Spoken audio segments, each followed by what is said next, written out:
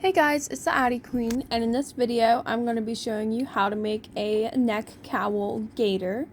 So you're going to start on peg number 22, and you see me here going to 23 and 24.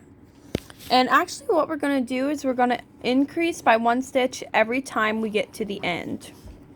Sometimes the stitches on the end are a little picky, so I do have to fix that one. You know how that can be.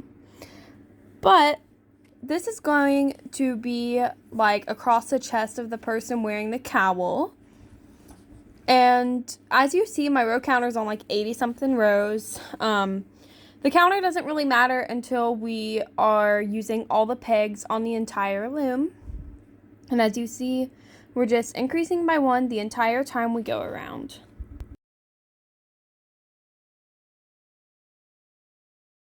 So here I am just continuing to increase, and we're getting farther. I decided to change my angle so you could really see what I'm doing.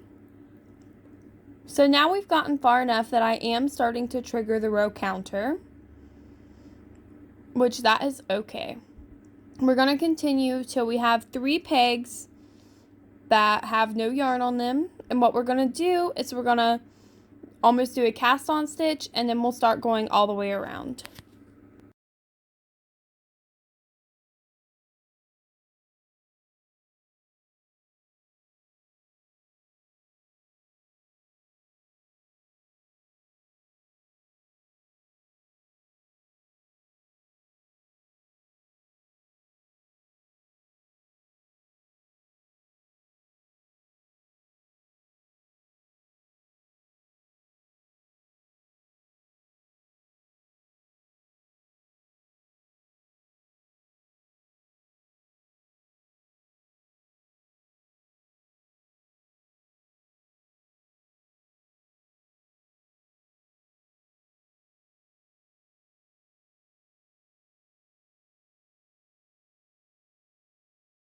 So you'll see here, I just go behind and front behind, and that will actually make this pick up the stitches. I'm going to reset my row counter, and we are going to do 65 to 70 rows. In the past, I have done 70 rows for this pattern, but I didn't have an abundance of yarn, so I did 65 for this specific cowl. Either way works, it's just a preference thing. And you'll see now it is catching on. And we're just going to go all the way around for 65 to 70 rows.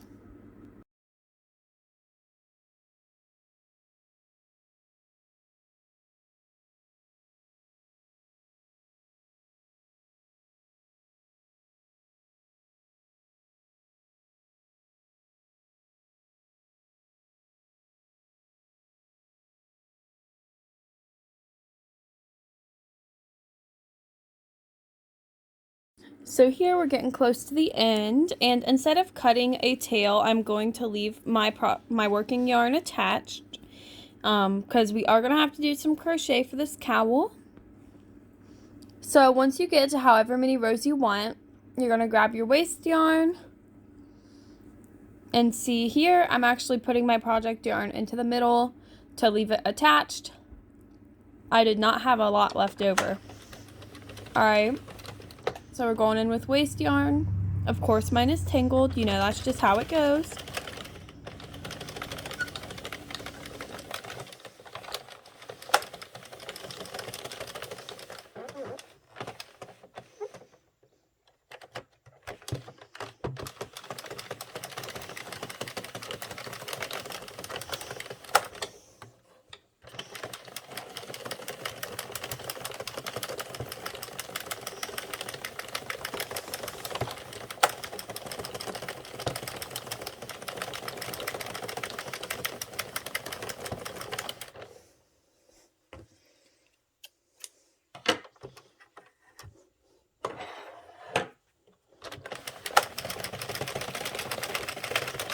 And when you get enough rows of waste yarn, you are going to run it through twice with no yarn in the feeder to take this bad boy off the loom.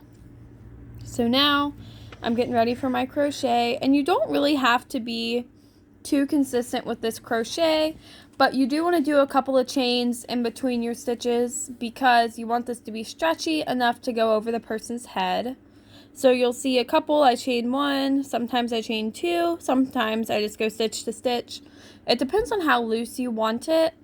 That's really the only advice I can give you here, is you do want your crochet to be able to stretch enough to go over the person's head. So keep that in mind when you are doing this step. Now we are getting pretty close to the end, and I am going to crochet where I'm at to where I began. You know, you just want it to be connected. And then we're going to cut. And we're going to tie it off and weave in our end and then remove our waste yarn.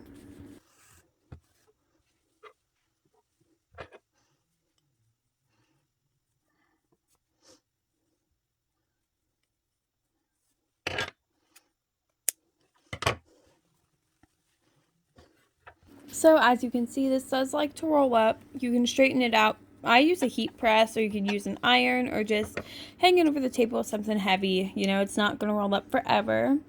And I do like to add fringe at the very bottom and on both sides. So here I am cutting that fringe.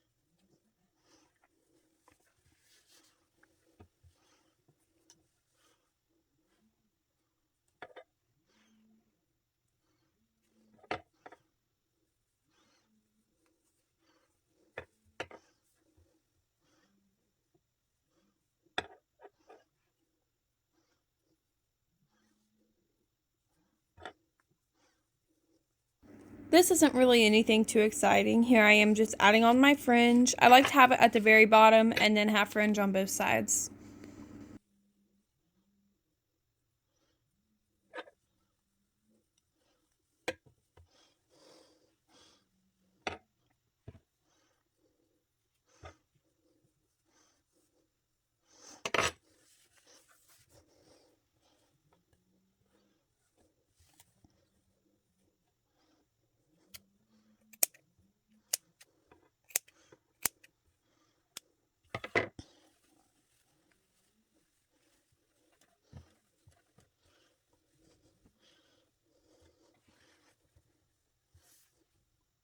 So here is the finished product on my dress form. I really like the way this looks. I probably will trim this to be a little bit shorter, but that's what I came up with. It fits almost like a turtleneck, and I'll spin her around so you can see the back. The back just looks like that. Overall, I'm super satisfied. This project didn't take me very long to make, and I think it's really unique. So I hope that this video helped you guys. Happy crafting, everyone!